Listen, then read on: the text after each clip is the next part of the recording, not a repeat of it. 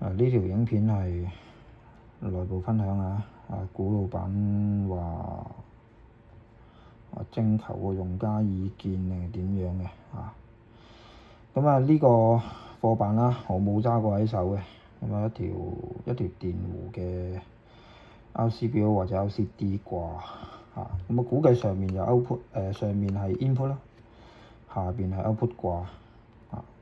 當佢係普通水氣掣咁睇啦，因為佢出嗰個原意都係咁樣嘅。咁我哋假設佢放喺一個呢個斯諾德啦，雙啊斯諾德啦，好經典喺香港買到最通流嘅型號。前面就孖鋪啦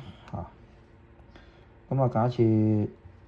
派 MCB 派到某一個位斷，然後插翻剛才嗰隻 LCD 內，咁過咗 LCD 再派呢個普通 MCB 或者直出啦，唔知佢。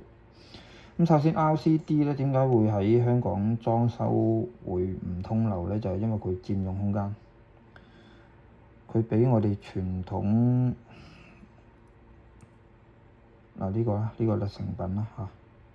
就講接住啱啱上一個相片嘅。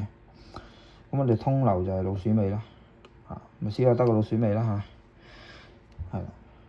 咁因為如果呢度三格，咁如果我要喺呢一個電路裏邊還原翻啱啱嗰個水氣掣嘅話咧，就跳一格緊嘅。咁即係話啱啱個水氣掣佔用咗一格兩格，然後再派 MCB 咁1、2、3爆咗咁唔隔一格去做水氣掣都得嘅，不過就嗰條線就要咁樣兜啦，我咁樣兜咁通常電燈佬就隔一格咁直接條線就咁樣跳過去，就咁。咁另外咧，講起就斯諾德 fuse 啦，其實之前我都有研究過嘅，不過因為我而家冇實物喺度啦。咁一條好潮流嘅一條 R9啦，咁其實佢另外一啲 Easy 嗰啲我都有攞過翻嚟玩嘅。其實我好似喺2年前定係年9幾之前我就已經攞翻嚟砌啦，砌唔掂砌唔掂。咁點解我會咁有興趣去睇呢樣嘢咧？因為佢係孖入孖出嘅咁孖入孖出咧，喺電腦維修或者其他嘢嗰度，我又揾翻隻斯諾德翻嚟講先。係啦，假設我哋啱啱講嗰個 R9啦佢孖入孖出嘛，咁非常好嘅，因為譬如好似呢一柱 MCB 咁計啦，火線一定係清楚嘅。咁如果我哋要去做一啲 follow 或者做一啲 checking 嘅時候咧，我哋成日就面對就係揾青因為好多電燈佬未必係跟 number， 又或者你跟 number 嘅時候，可能你係下家接手，你都唔係好信佢 number 啦。咁你點樣去揾嗰條青線出嚟咧？所以啱啱呢一隻咧係其實我好即係好欣賞嘅呢個設計咁但係當我攞到翻嚟嘅時候咧，我發覺佢砌嘅時候咧係砌唔埋嘅其實。咁點解咧？我哋嘗試去想像啦剛才嗰個孖入又孖出，咁隔離有隻孖鋪呢個總掣咁而總掣點樣去跳過去咧？又係因為個孖入嘛，咁我哋呢個單入啫嘛，火線喺呢度走，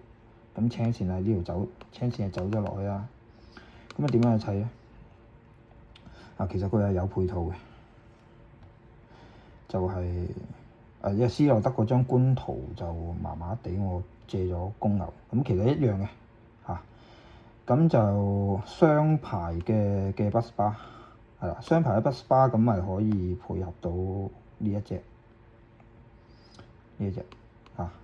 孖入嘅 MCB 或者係係啦。咁但係咧，去到呢個孖鋪度咧，我發覺咧，如果我將呢條回流牌轉咗做雙排嘅話咧，其實去到呢個插腳嗰度咧係解決唔到嘅，解決唔到，即係又唔係話解決唔到嘅，做多重功夫咯。因為我懶做 PowerPoint，我就咁啦。咁啊上網抄到啲圖翻嚟就，嗱見到啦。咁我因為個格仔唔啱插啊，呢個 bus bar 唔啱插過去，咁所以咧佢就要係呢個 output 啦，呢個 output 咁啊跳線跳去呢度，打線耳又好咩都好啦，咁樣去攞電，咁戇鳩啦！你香港啲電燈佬人工咁貴，點會同你玩呢啲？另外就係我又既然吊得興起啊，繼續講原裝嘅斯萊特箱啦。咁其實佢先天就有個弊病嘅，做開住家或者單上啦，其實係不受人喜愛嘅。點解啊？呢個例子啊，咁其實我砌呢個箱搞咗好耐嘅，就係好似冇乜缺陷咁，好似好公正㗎嘛。咁但係總會有啲 case 係老鼠尾多啊嘛，又或者係個老鼠尾唔一定擺喺後邊嘅啫。如果我基於某些原因我要擺喺前面，或者個老鼠尾太多咁可能呢度本身係3條，可能係6條咁計啦。咁你見到個長度咧，如果我呢幾格都係老鼠尾嘅話咧，咁佢嘅長度就會去到呢度。而咁啱佢個原裝箱咧，個青凳咧係喺呢一度。咁我可以想像到咧，就係話，如果呢個老鼠尾擺喺中間嘅話咧，其實喺呢度個接線咧會好混亂，同埋檢查啊或者都係唔人性化即係呢個就係點解香港電燈佬咧咁討厭斯萊特，其實斯萊特係平啲就唔係因為個價錢問題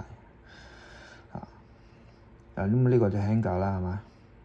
最主流嘅一個品牌啦。咁你睇下人哋嗰個牌報嘅，雖然佢唔係正宗 Henger 箱但係差不多嘅回流牌喺下邊啦咁output 喺上面啦水凳啦、青凳、水氣線嘅水氣掣後嘅一個青凳都係唔會撞車嘅唔會撞車大概就係咁仲有斯萊特箱咧，個水凳咧先天咧係黑人憎，就係佢行兩邊，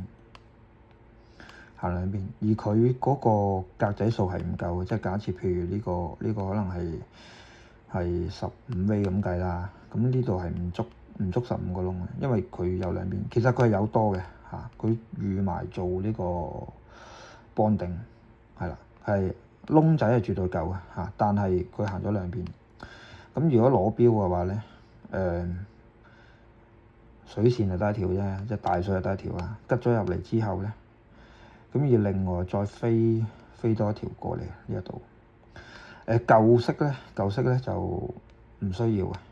但係如果以現今嘅世代去攞標咧，如果你喺呢度唔飛多一條水過嚟嘅話咧，你要睇下誰心情啦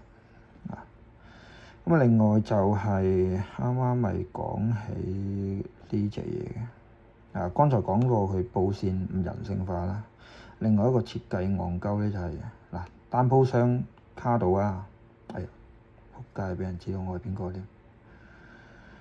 我揾隻三鋪箱先，三鋪我有嘅，俾啲時間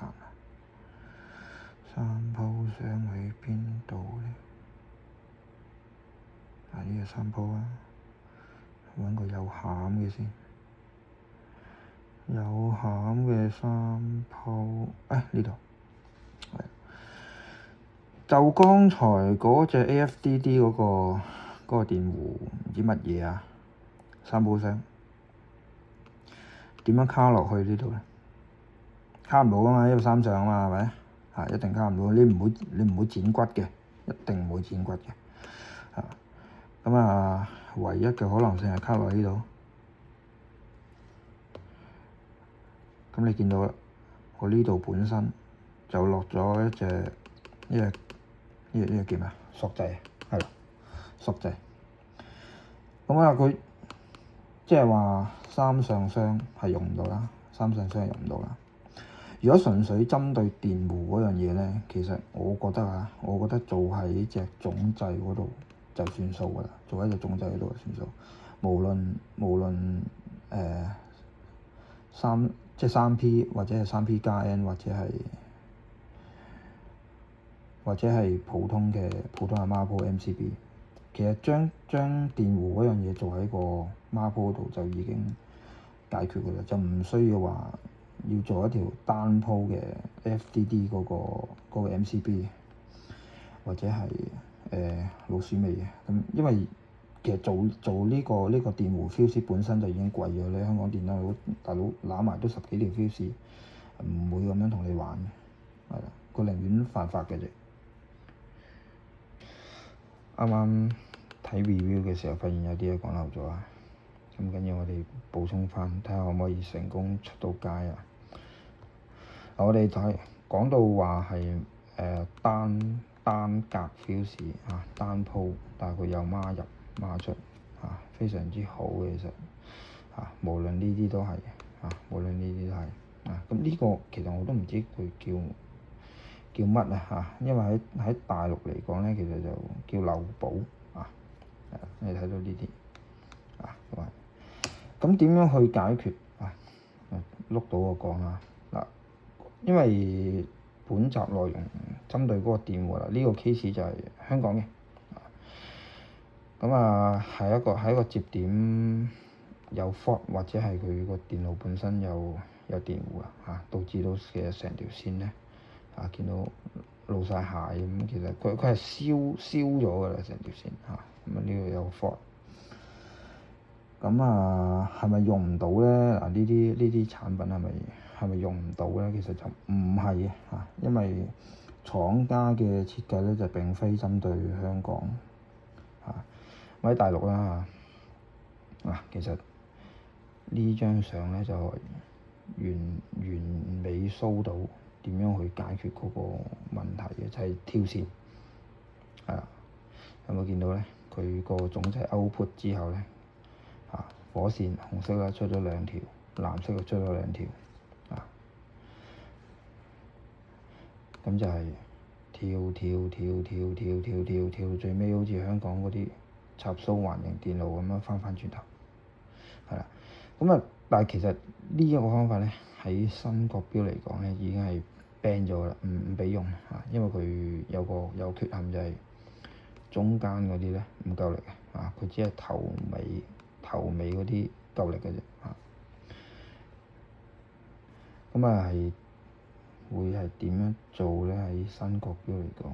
嗱雖則呢一個係一個三上嘅佈局啊，但係其實呢隻箱咧係可以砌成單上嘅嚇。咁個解決方法就係數翻自己有幾多條 fuse，將 input 所有嘅線啊，好似八爪魚個頭咁樣啊，咁啊攬埋一住，咁當然佢有打線陰啦嚇，就對翻落去呢一個接點嗰度。但係呢一個做法咧，喺香港咧係不被承認嘅。呢個雖則有時